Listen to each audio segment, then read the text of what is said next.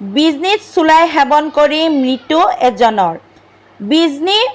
পাণবাৰী থানাৰ অন্তৰ্গত পালেংবাৰীত চুলাই সেৱন কৰি মৃত্যু হয়। মৃত লোকজনৰ নাম শ্বাহজামাল শ্বেখ। মৃত শ্বাহজামাল শ্বেখৰ ঘৰ পাণবাৰী থানাৰ অন্তৰ্গত বেতলাংখাইটিত বুলি জানিব পৰা গৈছে।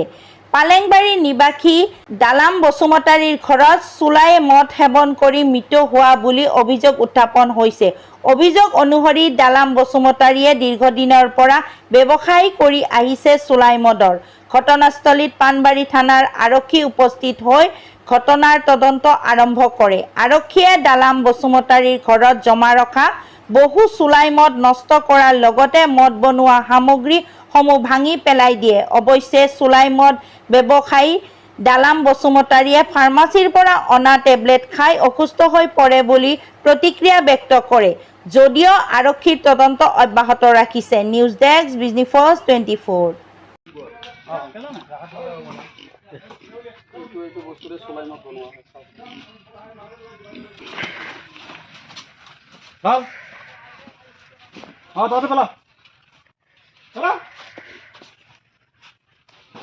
পলিথিন উলিয়া সব গিৰা পেলাই দে বাগড়াই দে পলিথিনত নহব পলিথিনৰ পৰা উলিয়া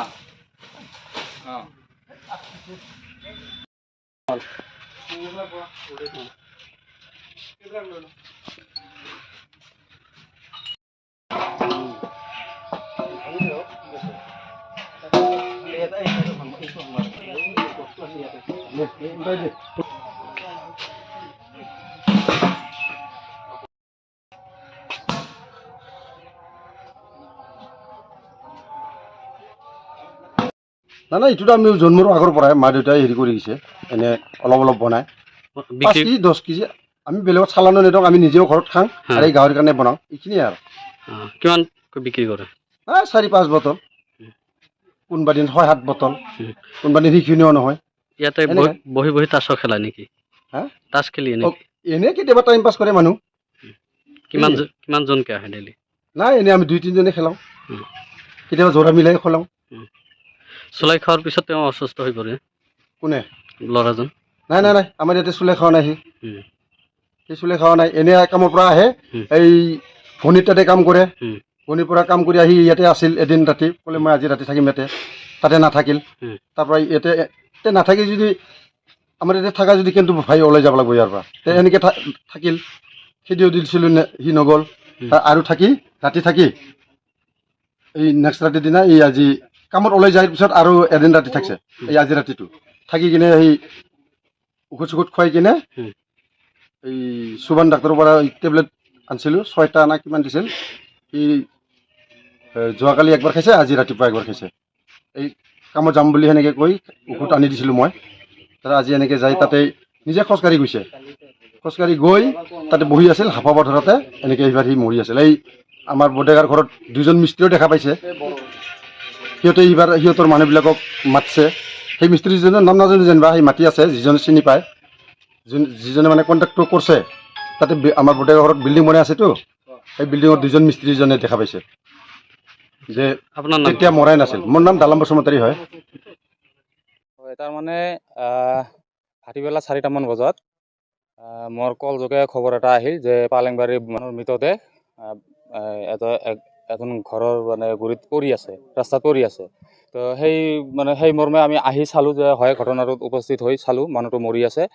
তো তাৰ মানে মানুহটো মৰিছে চুলাই মদ খাই এই আমাৰ যি পালেংবাৰী মানে চুলাই মদ বিক্ৰী কৰে সন্ধিয়া হ'লে মানে শ মানুহ ভিৰ হৈ থাকে একোটাকৈ ঘৰত তো আমি সংগঠনৰ পৰা আমি আজি 4-5 বছৰৰ পৰা আমি বহুত মাত মাতি আহিছোঁ আমাৰ পাণবাৰী থানাক আমি অৱগত কৰিছিলোঁ এই বিষয়ত তো কোনো কাণ সাৰি দিয়া পোৱা নাই তাৰপাছত আমি জিলা প্ৰশাসনকো আমি এবাৰ জগৰীয়া কৰিছিলোঁ তো জিলা প্ৰশাসনৰ পৰাও আমি কোনো সঁহাৰি পোৱা নাই তো এইবাৰ মানে এনেকুৱা এটা পৰ্যায় হৈ গ'ল মানে এই চুলাই মদ খাই বিনা লাইচেন্সৰ মদ খাই মানে এক প্ৰকাৰৰ বিষ ক'ব গ'লে এই বিষ পান কৰি থিতাতে এজন যুৱক ল'ৰা এটা মানে হেৰি হ'ল মানে মৃত্যুৰ সন্মুখীন হ'ব লগা হ'ল আৰু খুবেই দুখ লাগিছে প্ৰশাসনক আমি বাৰে বাৰে জনোৱাৰ পাছতো প্ৰশাসন কিয় নীৰৱ হৈ থাকে চিন্তনীয় বিষয় তো আমি জিলা প্ৰশাসন আৰু আমাৰ পাণবাৰী থানাক আমি এটাই অনুৰোধ জনাম যদি আপোনালোকে এই চুলাই মদৰ ওপৰত যদি ব্যৱস্থা নলয় তেতিয়াহ'লে আমি মনাকচা আঞ্চলিক আমচুৰ পৰা আমি বৃহৎ এটা ভয়াৱহ এটা আন্দোলন গঢ়ি তুলিম হয় হয় হয় বহুত বহুত চলি আমাৰ পালেংবাৰী বজাৰত মেইন বজাৰত আপোনাৰ একদম আমাৰ যি পালেংবাৰী হাইস্কুল আছে হাইস্কুলৰ একদম অপজিট তাৰমানে হাইস্কুল আপোনাৰ পশ্চিম ফালে পূব ফালে এখন ঘৰত মদ বেচা একদম চকত তাৰপাছত আপোনাৰ কি বুলি কয় পালেংবাৰী MV স্কুল আছে MV স্কুলৰো একদম কাষতেই দুটা ঘৰত মদ বেচে আপোনাৰ সেইটো আপোনাৰ এই লালটো বেচে যিটো চৰকাৰী মদ বুলি আমি জানো সেইটো মদ বেচে আমি বহুত প্ৰতিবাদ কৰিছোঁ হাজাৰ বাৰ প্ৰতিবাদ কৰিছোঁ পাণবাৰী থানাক আমি অশেষভাৱে আমি জনাইছিলোঁ তথাপিও আমি কোনো কাণ সাহৰি দিয়া পোৱা নাই আমি জিলা প্ৰশাসনকো জনাইছিলোঁ কিন্তু আমি কোনো ধৰণৰ ৰেছপন্স পোৱা নাই আনকি আমি ওলোটা এই অঞ্চলৰ মানুহৰ লগত আমি বেয়া হ'ব লগা হৈছে যে এইটো ঘটনা হৈছে এই ঘটনাটো একদম মানে নিন্দনীয় মানে ভাষাই প্ৰকাশ কৰিব নোৱাৰা হৈ গৈছে আমি এটাই অনুৰোধ জনাম যাতে এই কমচে কম এই গাঁওটোত আৰু আমাৰ পালেংবাৰী চকটোত যাতে মদৰ যিটো অবৈধ ব্যৱসায় এই ব্যৱসায়টো বন্ধ হ'ব লাগে নহ'লে আমি প্ৰতিবাদ কাৰ্যসূচী আৰম্ভ কৰিম